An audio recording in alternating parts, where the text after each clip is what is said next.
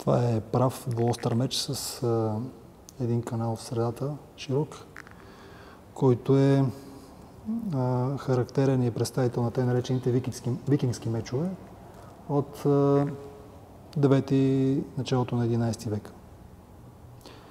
Предполага се принципно, че това оръжие е дошло в нашите земи заедно с похода на княз Светослав, но разбира се, може да има и друг произход. Това е заедно с още няколко меча и накрайници на ножници. Той е от групата, които вече показват едно централно и северно европейско влияние в въоръжението по нашите земи. Този меч е от 11 век и се съхранява в регионалния военно-исторически музей в Плевен, известен като Панорамата. Той е рядък тип за нашите земи. Пак е западно-централно-европейски.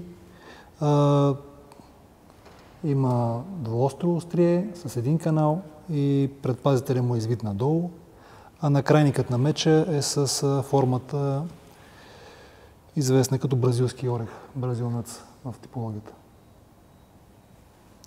За периода след 11 век, след 10 е характерно, че меча почва да е доминиращо оръжие изобщо на Балканите. След като Византия губи 11-12 век постепенно икономическото съревнование с Запада, с Западна Европа, реално по-добрите типове оръжия започват да се произвеждат в Централна и Западна Европа и масово започват да се купуват такива оръжия.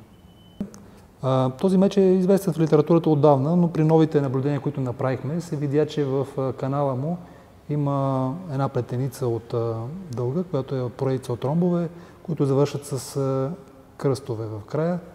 Разбира се, за да се види по-ясно, трябва да му се направи нова реставрация